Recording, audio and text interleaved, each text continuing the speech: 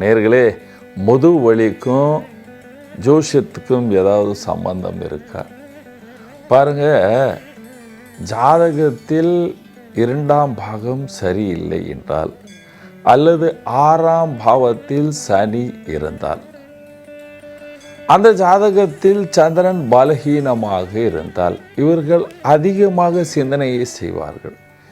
சிந்தனை செய்யும் பொழுது இந்த 6ஆம் பாவத்தில் இருக்கின்ற சனி பகவான் ஆசிட் பித்தத்தை உருவாக்குவார். பித்தம் அதிகமானால் சாப்பாடு ஜீரண பிரச்சனைகள் வரும், தலைவலி வரும். இந்த சாப்பாடு ஜீரண வியாதி வந்தால் வயிற்று உப்பினால் முதுகுத்தண்டு வியாதி அதிகமாக இருக்கும்.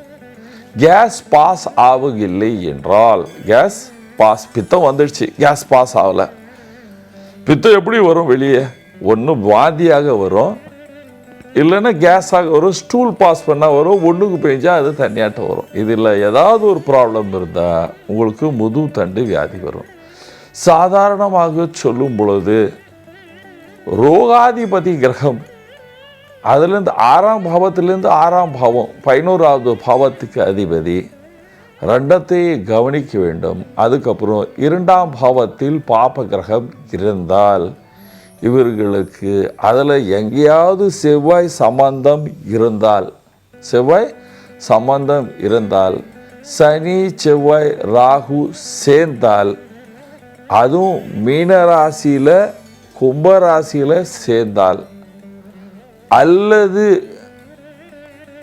8ஆம் ராசி விருச்சிக ராசியில் சேர்ந்தால் இவர்கள் எல்லோருக்கும் முதுகுத்தண்டு வியாதி வர்றதுக்கு வாய்ப்புகள் அதிகமாக இருக்கும். இந்த முதுகுத்தண்டு வியாதிக்கு முக்கியமான காரணமே சனி செவ்வாய் ராகு தான்.